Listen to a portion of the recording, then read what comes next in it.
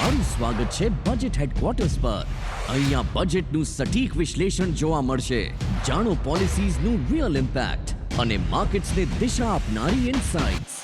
Budget 2026 CNBC Bajar Motilal Oswal studio budget હેડક્વાર્ટર્સથી છે live. CNBC Bajar Motilal Oswal studio budget હેડક્વાર્ટરથી લાઈવ રજૂઆતમાં આપનું સ્વાગત છે. હું નીરજ કંસારા તમારી સાથે જોડાયો છું. આજે નાણાકીય વર્ષ 2026 અને 2027 માટેનું બજેટ સરકાર દ્વારા રજૂ કરવામાં આવ્યું. આ બજેટમાં વિવિધ ઇન્ડસ્ટ્રીને બૂસ્ટ આપવા માટે સરકારે ઘણા પગલાં લીધા છે. ઇઝ ઓફ ડુઈંગ માટેના પગલાં લેવાયા છે. સાથે જ આ બજેટમાં ડેટા સેન્ટર માટે અને સેમિકન્ડક્ટર માટે પણ જાહેરાતો કરવામાં આવી છે. આ બધાની અસર આવનારા સમયમાં આપણા ઉદ્યોગ ધંધા પર શું પડશે, સાથે જ આ બજેટમાં ઇન્ડસ્ટ્રીને કેટલો ફાયદો થશે તેના વિશે આ ખાસ રજૂઆતમાં આપણે ચર્ચા કરીશું. પરંતુ આ ચર્ચાની પહેલાં જોઈ લઈએ આજે budget Danny highlight.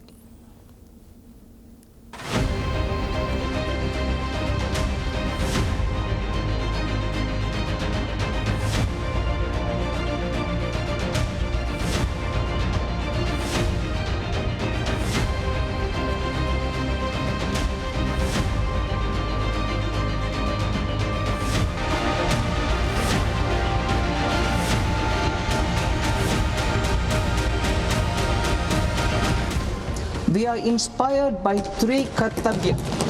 Our first kartavya is to accelerate and sustain economic growth. Our second kartavya is to fulfill aspirations of our people and build their capacity, making them strong partners in India's path to prosperity. Our third kartavya, aligned with our vision of Sabka Saath, Sabka Vikas.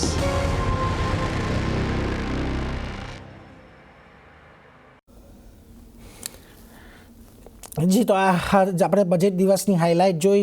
નાણામંત્રીએ જે ખાસ કરીને કર્તવ્યની વાત કરીએ, કર્તવ્યને પણ આપણે ફોકસમાં રાખીશું. અત્યારે આપણી સાથે આ ચર્ચામાં ફિક્કી ગુજરાતના ચેરમેન રાજીવ ગાંધી, અતુલ ઓટોના president of finance Jitendra Adiya, Symphony લિમિટેડના મેનેજિંગ ડિરેક્ટર અને કોર્પોરેટ અફેર્સ રૂપેશ શાહ અને સુઝલોનના executive vice chairman Girish Tanti સાહેબ આપણી સાથે જોડાયા છે. તમામ દિગ્ગજોનું સ્વાગત છે આ રજૂઆતની અંદર. સૌથી પહેલાં તો ખાસ કરીને નૃપેશ, તમારી પાસે આવીશ. કઈ રીતે આપણને આ બજેટની અંદર ખાસ જે જાહેરાતો થતી જોવા મળી છે ઇન્ડસ્ટ્રી માટે કે તમામ ઉદ્યોગ જગત માટે કે આખા ભારતના અર્થતંત્ર માટે, કઈ રીતે આ બજેટને તમે અત્યારે જોઈ રહ્યા છો?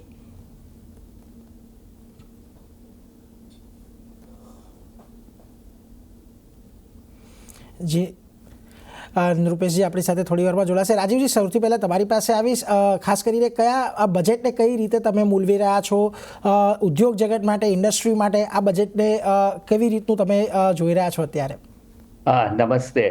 આ જે આપણું બજેટ છે આમાં ઇઝ ઓફ લિવિંગ અને ઇઝ ઓફ બિઝનેસ ઉપર બહુ જ મહત્વતા આપેલું છે. આ વખતે આપણે બજેટ એટલું ક્વોન્ટિટેટિવલી નહીં પણ આપણે ક્વોલિટેટિવલી પણ જે રીતે જોઈએ તો આમાં ક્વોલિટેટિવલી ઘણા બધા કન્વીનિયન્સીસ, ઘણું બધું સ્ટ્રીમલાઇન કરવાનું એ લોકોએ પ્રયત્ન કર્યું છે, જેનાથી ઇઝ ઓફ ડુઈંગ બિઝનેસ ઘણું વધશે અને બેઝિકલી ઘણો એક્સપેન્ડિચર અમુક સેક્ટરોમાં એ લોકોએ આ વખતે નક્કી કર્યું છે, જેનાથી આ બધા સેક્ટરોમાં થોડું વધારે ગ્રોથ થશે. MSME છે, ટુરિઝમ છે, એનિમલ હસબન્ડરી છે, આ બધામાં ઘણા મોટા એલોકેશન છે, જેનાથી ઘણો મોટો ફાયદો આપણા દેશને થશે આવતા વર્ષોમાં. This is the main highlight as what I C. એટલે જુઓ, ખાસ કરીને અહીંયાથી આ બના પર એક ફોકસ રાખીશું. આપણી સાથે અત્યારે અતુલજી પણ જીતેન્દ્રજી પણ જોડાયેલા છે. જીતેન્દ્રજી, આપનું પણ સ્વાગત. ખાસ કરીને બજેટની અંદર એક્સપોર્ટ સેક્ટર માટે ઘણી રાહતની વાત અહીંયાથી કરવામાં આવી છે. ખાસ કરીને જે ઇન્ફ્રા ખર્ચ વધારવાની વાત કરવામાં આવી છે એને લઈને પણ અહીંયાથી આ બજેટ થોડુંક મહત્ત્વનું છે. આપણે છેલ્લા 2-3 બજેટથી જોઈ રહ્યા છે સરકાર જે પ્રકારે ઇન્ફ્રા પરનો ખર્ચ વધારી રહી છે. કઈ રીતે આ બજેટને તમે અત્યારે સૌથી પહેલા તો જોઈ રહ્યા છો, એની શરૂઆત કરીએ. નીરજભાઈ, thank you so much for having me on this discussion. જી, એકદમ લાંબા ગાળા માટે ખરેખર ઘણું સારું બજેટ કહી શકાય. સ્ટ્રક્ચરલ રિફોર્મ અને obviously it's good for entire economy. ખાસ કરી અને જો ઓટોમોબાઈલ પોઈન્ટ ઓફ વ્યૂથી જોઈએ તો ચોક્કસપણે બીજી વધારાની કોઈ અપેક્ષા નહોતી, પરંતુ એમ છતાં પણ જે રીતે આપ પણ બતાવી રહ્યા છો, 40,000 crore has been spared for electronic components. Definitely that is going to boost overall EV penetration. That is one. Overall 12.2 lakh crore public expenditure that is not going to be directly going to affect, but indirectly that is definitely going to push for big push for automobile industry as well. Overall ચોક્કસપણે micro લેવલે જો જોવા જઈએ તો જીએસટીના જે ફેરફારો હતા એ તો સરકારે પહેલા જ ઇન્ડસ્ટ્રીને બેનિફિટ આપી ચૂક્યા હતા. હવે જે જોઈએ છે એ લાંબા સમયની મિડ ટુ લોંગ ટર્મ જે ફંડામેન્ટલ ચેન્જીસ અને એક વિઝન અને એક દિશા, તો આઈ ફાઇન્ડ દેટ કે આ બજેટ ચોક્કસપણે દિશા આપનારું બની રહ્યું છે. દિશા આપનારું બજેટ ખાસ કરીને આ બની રહેશે, એટલે એના પર તો એક ધ્યાન રાખીશું જ. આપણી સાથે અત્યારે ગિરીશ તંતી સાહેબ પણ જોડાયેલા છે. ગિરીશ સર, તમારું પણ સ્વાગત છે CNBC બજારમાં. સર, તમારી પાસેથી પણ પહેલો એ જ પ્રશ્ન લેવો છે, કયા પ્રકારે તમે આ બજેટને જોઈ રહ્યા છો? કારણ કે જો કોઈ સીધી રીતની જાહેરાત તો આપણને પાવર કે રિન્યુએબલ સેક્ટર માટે આવતી જોવા નથી મળી, પરંતુ જે પ્રકારે સરકાર અહીંયાથી ડેટા સેન્ટર માટેની એક સ્કીમ લાવવાની વાત કરી રહી છે, કઈ રીતે આ બજેટને તમે અત્યારે સૌથી પહેલાં તો જોઈ રહ્યા છો, એના પર એક મત લઈએ. આજનું બજેટ જે એનાઉન્સ થયું છે FM તરફથી, આપણું યુનિયન બજેટ, એમાં ઓવરઓલ જોઈએ તો બહુ ઇન્ક્લુઝિવ અને કોમ્પ્રિહેન્સિવ બજેટ છે. અને જે રીતના બધા ડેવલપમેન્ટ્સ ને પ્લાન્સ કરેલા છે એને સ્ટેપ અપ કરે છે. મેજર ઓબ્ઝર્વેશન કરીએ તો કેપિટલ એક્સપેન્ડિચર, ઇન્ફ્રાસ્ટ્રક્ચર એક્સપેન્ડિચર અને energy expenditure significantly step up કર્યા છે. સો from that point of view overall growth, જે અત્યારની દુનિયામાં જે કોમ્પ્લિકેશન્સ આવેલા છે બધા જીઓપોલિટિક્સના લીધે, એને ધ્યાનમાં રાખતા આ પર્ટિક્યુલર બજેટ જે છે એ આપણી ગ્રોથ ટ્રેજેક્ટરીને મેન્ટેન રાખશે. એટલે ગ્રોથ ટ્રેજેક્ટરીને આગળ વધારનારું બજેટ છે, એટલે એના પર પણ એક ફોકસ ખાસ કરીને છે. આપણી સાથે હવે નૃપેશજી પણ જોડાઈ ગયા છે. નૃપેશજી, સ્વાગત આપનું. આપ CNBC બજારમાં. સર, તમારી પાસેથી પણ સૌથી પહેલાં એ જ વાત જાણવી છે, ઓવરઓલ એક બજેટને લઈને તમે શું આઈડિયા રાખી રહ્યા છો? આપણે જ્યારે બજેટની અપેક્ષા અંગે પણ વાત કરી હતી ત્યારે પણ તમે ખાસ એવા વિચારો રજૂ કર્યા હતા. એને લઈને ખાસ હવે આજનું બજેટ જોયા બાદ તમારી સૌથી પહેલી પ્રતિક્રિયા? બજેટમાં મેક્રો સ્ટેબિલિટી, ઇકોનોમિક સ્ટેબિલિટી ઉપર ખાસું એમ્ફસાઇઝ કરવામાં આવ્યું છે. May be finance ministry and economist have thought કે in current global turbulence that is more important. એટલે કે budget deficit under very challenging situation 4.30%, infra spend highest ever 12.20 lakhs crore જેવું, એટલે કે 9% અપ અને રેકોર્ડ એવર થશે. અને across sectors ખાસું વધારેલું છે.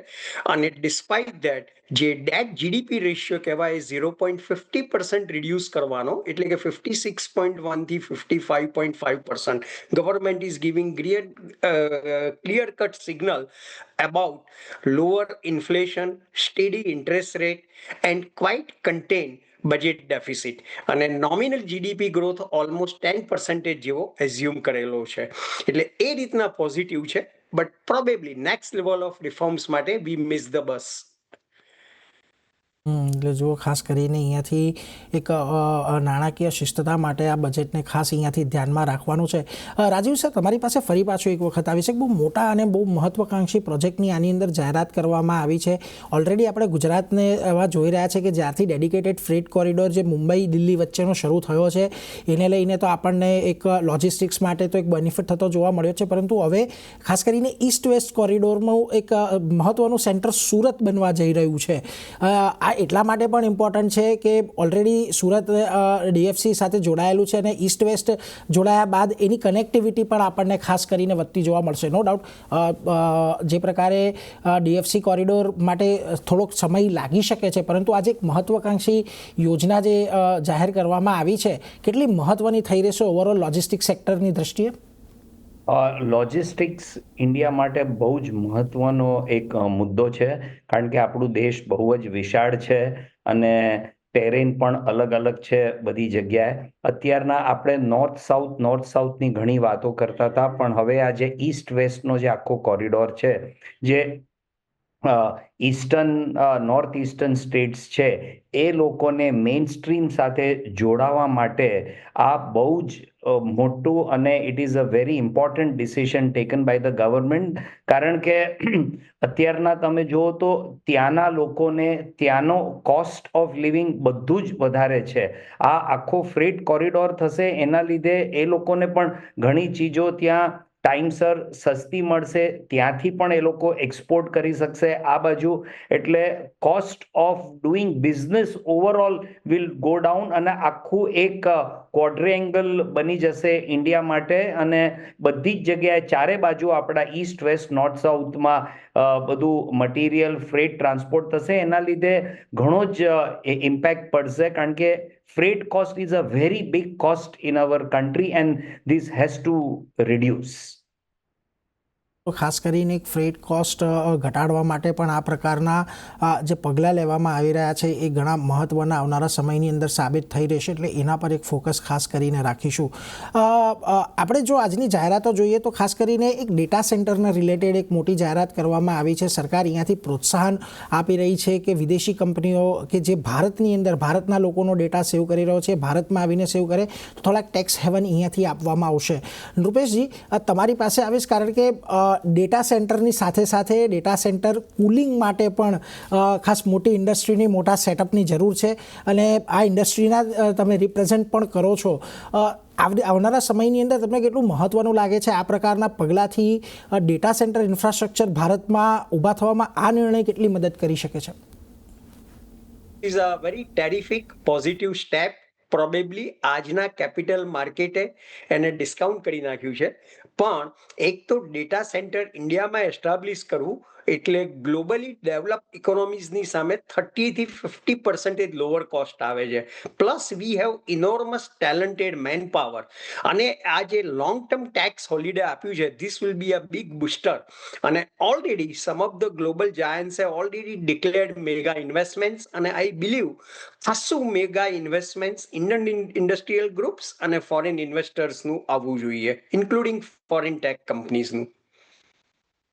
એટલે જુઓ, ખાસ કરીને એક બહુ મોટું પગલું છે આ, અને આવનારા સમયની અંદર ન માત્ર ભારતીય કંપનીઓ પરંતુ બહાર વિદેશી કંપનીઓ પણ મોટા પાયે અહીંયાથી રોકાણ કરી શકે છે, એટલે એના પર એક ફોકસ રાખવાનું છે. પરંતુ જ્યારે ડેટા સેન્ટરની વાત આવે છે ત્યારે હંમેશા આપણે ચર્ચા કરતા હોઈએ છીએ કે અહીંયા એનર્જી માટેની ડિમાન્ડ ખાસી એવી વધતી જોવા મળશે. અને ગિરીશ સર, તમે આ નિર્ણયને કઈ રીતે જોઈ રહ્યા છો ડેટા સેન્ટર સેટઅપ કરવા માટેનો? કારણ કે આ જેટલા ડેટા સેન્ટર સ્થાપિત થશે ઇન્ડિયામાં એ સીધી તમારી ઇન્ડસ્ટ્રીને પણ આવનારા સમયની અંદર ફાયદો કરશે. તમારી ઇન્ડસ્ટ્રી માટે આ કેટલો મોટો નિર્ણય હોઈ શકે છે? તો અત્યારે આપણે જોઈએ તો ટોટલ દુનિયામાં જોઈએ તો એનર્જી એક સેક્ટર એવો છે કે ઇફેક્ટિવલી અત્યારે એકદમ એનર્જી હંગ્રી વર્લ્ડ થઈ ગઈ છે, 2-3 રીઝનના લીધે. એક છે કે એઆઈનો જે ગ્રોથ છે ડેટા સેન્ટર્સ અને જે સ્પીડથી કામ થાય છે. બીજું આપણે જોઈએ તો ઈવીનું એડપ્શન, અને ત્રીજું છે હાયર લેવલ ઓફ ઇલેક્ટ્રિફિકેશન. બધી વસ્તુમાં ઇલેક્ટ્રિસિટી થ્રુ ચેન્જ ઓવર થાય છે. આ બધી વસ્તુને જોતા the demand for energy significantly step up થાય છે, બે ઇન્ડિયામાં બી અને ગ્લોબલી. એને ધ્યાનમાં રાખતા બીજી રીતે આપણે જોઈએ તો રિન્યુએબલ એનર્જીમાં અત્યારે વિન્ડ, સોલાર અને હવે બેટરી, આ ત્રણેય મળીને જે રીતનો એનો ભાવ અત્યારે બની ગયો છે, પાવર આપણને જે મળી શકે છે, એ સૌથી સસ્તો પાવર આપણને મળે છે કોઈ બી સોર્સની સામે. એટલે એ રીતે જોઈએ તો રિન્યુએબલ્સનો ગ્રોથ સિગ્નિફિકન્ટલી સ્ટેપ અપ થશે આમાં. એટલે જુઓ, ખાસ કરીને એક ઓવરઓલ આ સેક્ટર માટે પણ એક ફાયદો અહીંયાથી થતો જોવા મળશે, એટલે એના પર એક ફોકસ ખાસ રાખીશું. જીતેન્દ્રજી, તમારી પાસે આવી સાથે ખાસ કરીને અહીંયાથી જે પગલાં આપણને અહીંયાથી એમએસએમઈ કે સ્મોલ બિઝનેસ માટે લેવામાં આવ્યા છે, એક ડેડિકેટેડ ફંડની જાહેરાત કરવામાં આવી છે, એના ઇન્ટિગ્રેશન માટેના પણ અહીંયાથી આપણને નિર્ણય લેવામાં આવ્યા છે. તમે આ નિર્ણયને કઈ રીતે જોઈ રહ્યા છો? કારણ કે આપણને ખબર છે આપણા ગુજરાતની અંદર પણ એમએસએમઈની સંખ્યા એક ખાસી એવી છે, અને તમારું પણ જે બિઝનેસ છે એ પણ એની જોડે જ એક ઇન્ડસ્ટ્રી જોડે જોડાયેલો છે કે ત્યાં જો એમએસએમઈને થોડો આપણને બૂસ્ટ મળે, કારણ કે છેલ્લા ઘણા સમયથી આપણે જોઈ રહ્યા હતા કે આ સેક્ટરની અંદર ઘણી બધી સમસ્યાઓ થોડા સમય પહેલાં હતી, પરંતુ સમયાંતરે ગયા બજેટથી અત્યાર સુધી લઈને જે નવી ક્રેડિટ સ્કીમ આપવી કે ગેરંટી આપવી, એ બધું જ કામ આ સરકારે બજેટના માધ્યમથી કર્યું છે. કઈ રીતે આ સેક્ટરના નિર્ણયને તમે અત્યારે ખાસ મૂલવી રહ્યા છો? નીરજભાઈ, broadly this is a welcome step. ખૂબ જ ખાસ કરી અને જે ઓટો એન્સિલિયરી છે, જે એમએસએમઈ અથવા even at a micro level exist કરે છે, એમના માટે this is really going to be booster. પરંતુ જ્યારે બજેટની ફાઇન પ્રિન્ટ આવશે ત્યાર પછીથી એનું વધારે સારા આપણે વિશ્લેષણ કરી શકશું. અત્યારે બ્રોડલી ચોક્કસપણે this is going to be helpful for the auto ancillaries અને ઇન ટર્ન ઓટોમોબાઈલ ઇન્ડસ્ટ્રી માટે. પરંતુ આ સાથે ચોક્કસપણે એક વાત હું કહેવા માંગીશ કે આ ગવર્મેન્ટ ઈવી પેનિટ્રેશન માટે છેલ્લા થોડા સમયથી જે કમ્પ્લીટ પેનિટ્રેટ કરવા માટે જે એમની ડ્રાઈવ હતી, આઈ વોઝ એક્સપેક્ટિંગ કે આમાં ખાસ કરી અને જે ઓવરઓલ ઇકોસિસ્ટમ માટે કન્સિસ્ટન્સી મેન્ટેન થશે. કારણ કે ઈવી પેનિટ્રેશન માટે બે વસ્તુ જરૂરી છે, ચોક્કસપણે ઓટોમોબાઈલ અને ટેકનોલોજી, પણ સાથે સાથે જે પબ્લિક ઇન્ફ્રા ખાસ કરી અને પબ્લિક ચાર્જર, એ જે availability I think that was missing in this budget. Let us wait for a day. બજેટની ફાઇન પ્રિન્ટ જોતા ચોક્કસપણે વધારે ખ્યાલ આવશે. પરંતુ there is no direct allocation for creating this infra. કારણ કે જે કન્સિસ્ટન્સી મેન્ટેન કરવાની છે, this is not going to be a matter of 1, 2, 3 years. It is going to be a matter of obviously a complete decade, because if we really want to reduce our dependence on fossil fuel and if we are turning towards EV, તો ચોક્કસપણે this entire ecosystem is to be supportive અને દરેક બજેટમાં એનું યોગ્ય સ્થાન હોવું જોઈએ. Let us wait for a day. Once we will study the fine print, I think we will be able to comment much better afterwards. એટલે જો ખાસ કરીને અહીંયાથી ઈવી ઇન્ફ્રા ઊભું કરવા માટે, ઈવી માટેનું જે ચાર્જિંગ ઇન્ફ્રા છે એને ઊભું કરવા માટેના પણ પગલાં કયા લેવામાં આવ્યા છે એના પર પણ એક ધ્યાન રાખવાનું છે. પરંતુ રાજીવ સર, તમારી પાસેથી એક ઓવરઓલ એ પણ એક મત જાણવો છે કે જો બાયો ફાર્મા માટે એક મોટી જાહેરાત અહીંયાથી કરવામાં આવી છે અને આપણે ગુજરાતની અંદર ફાર્મા ઇન્ડસ્ટ્રી મલ્ટી મેગામાં પણ છે અને મીડિયમ સાઇઝની અંદર પણ આપણને જોવા મળે છે. કેટલું ઉપયોગી થશે આ આખું એ? અને એની સાથે જોડાયેલો બીજો સબ્જેક્ટ જે આપણે ગુજરાતના તો ઘણા વર્ષોથી આપણે જોઈ રહ્યા છીએ કે મેડિકલ ટુરિઝમ એનઆરઆઈઝની સિઝનની અંદર બૂમ કરતું હોય છે, પરંતુ હવે ગવર્મેન્ટે આ એક એરિયાને વિકસાવવો જોઈએ એ પ્રકારનો એમનો દ્રષ્ટિકોણ જે આ બજેટની અંદર આપ્યો છે, એ કેટલો હેલ્પફુલ આખી આ હેલ્થ અને ફાર્મા ઇન્ડસ્ટ્રી માટે થઈ શકે છે? પહેલાં તો હું જે બાયોફાર્મા ઇન્ડસ્ટ્રી માટે ગવર્મેન્ટે 10,000 કરોડ એલોકેટ કર્યા છે. બાયોફાર્મા ઇન્ડસ્ટ્રી એવી છે જેમાં વેલ્યુ એડિશન બહુ જ હાઈ છે. તમે 10,000 કરોડ એલોકેટ કરશો અને આને વધારે આગળ વધારશો આ ઇન્ડસ્ટ્રીને. Biotechnology, biopharma, value addition products એટલા બધા મળશે જેનાથી ઇન્ડિયામાં પણ મેડિસિનલ ડ્રગ્સ બધું ઘણું સસ્તું થશે અને એ ઉપરાંત એક્સપોર્ટ માટે પણ આ ઘણું એક પ્રોત્સાહિત થશે જેનાથી રેવન્યુઝ ઘણા મળી શકશે. એટલે biopharma, biotechnology is sunrise industry અને આમાં જે ગવર્મેન્ટે ફોકસ આપવાનું કર્યું છે આ બહુ જ સારું એક એ લોકોનું ડિસિશન છે. સેકન્ડ, તમે મને કહ્યું કે આ મેડિકલ ટુરિઝમ આજની ડેટમાં એઝ ઇટ ઇઝ ઇન્ડિયા વખણાય છે, પણ થોડું સ્ટ્રક્ચર્ડ રીતે કરવાની જરૂર છે કારણ કે હજી ઘણા ગેપ્સ છે આ મેડિકલ ટુરિઝમમાં. ગવર્મેન્ટ આમાં જે ફોકસ આપવાનું જે નક્કી કર્યું છે એનાથી ઘણું ease of people identifying areas for medical tourism, જે ગુજરાતમાં બહુ જ મોટા પાયે છે, અને જે લોકો મેડિકલ ટુરિઝમમાં અહીંયા ઓલરેડી છે ને જે જવા માગે છે એ લોકોને આ ગવર્મેન્ટ તરફથી જે પણ પ્રોત્સાહન મળશે, financial as well as infrastructural support, આનાથી ઘણું ઇનવર્ડ રેવન્યુ ઘણો મળશે. અને this is a service industry, એટલે the gains to any Indian entity getting into medical tourism is immensely high. Therefore revenues અને પ્રોફિટેબિલિટી ઘણી જ વધશે ઓવરઓલ ઇન્ડિવિજ્યુઅલ્સની, અને a good inflow for foreign exchange for India. એટલે જુઓ, ખાસ કરીને બાયોફાર્મા એક આ રીતે આપણને મદદ કરશે કે વેલ્યુ એડિશન પ્રોડક્ટ વધશે, અને મેડિકલ ફાર્મા પર જો વધુ ધ્યાન આપવામાં આવે તો એ જે વિદેશી ભંડોળ છે આપણા દેશમાં આવતું એની અંદર પણ આપણે વધારો કરી શકીએ છીએ. એટલે એના પર એક ફોકસ ખાસ કરીને રાખવાનું છે. નૃપેશજી, મેન્યુફેક્ચરિંગ સેક્ટર પર આ સરકાર આપણને ખબર છે છેલ્લા ઘણા સમયથી ભાર આપી રહી છે.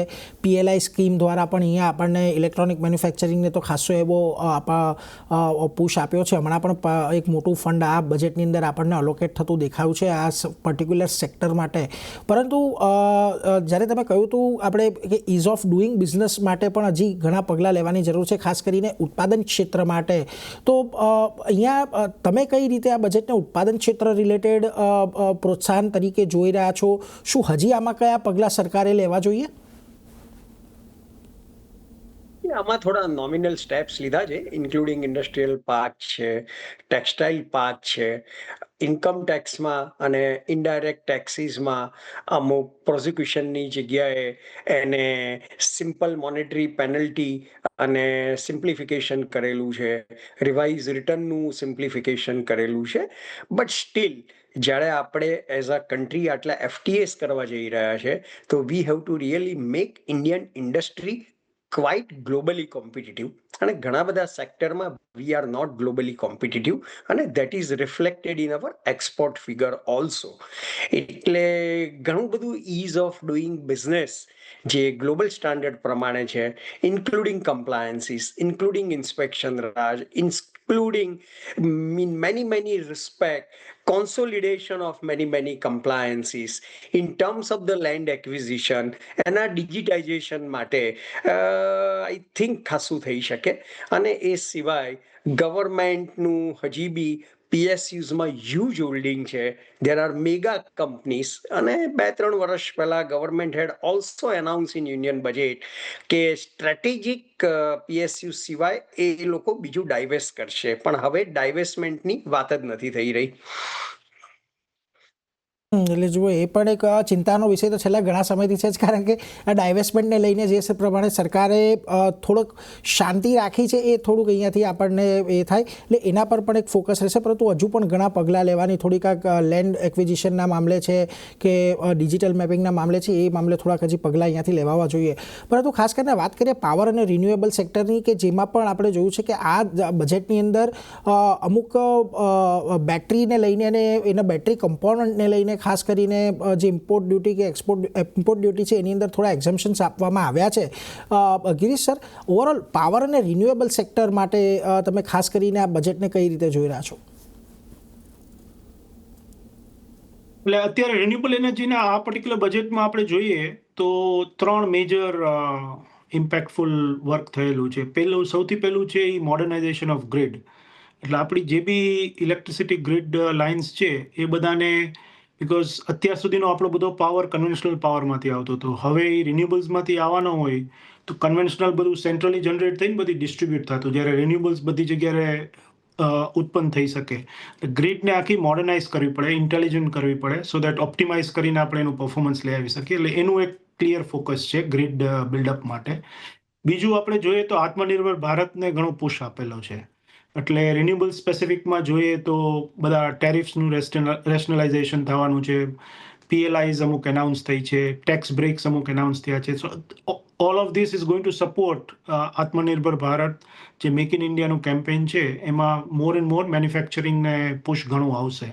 અને ત્રીજું છે, we have just started the new range of reforms, જેમાં બોન્ડ માર્કેટ હવે ખુલવાનું જે આવે છે, એવી રીતે ઇન્વિટ માર્કેટ, બધી જે ન્યૂ મોડર્ન માર્કેટ્સ છે ફોર ફાઇનાન્શિયલ સર્વિસીસ, એઝ દે ઓપન અપ આપણે જોશું કે વધારે ને વધારે ગ્રોથ ઇન આરઈ સેક્ટર વધતો જશે.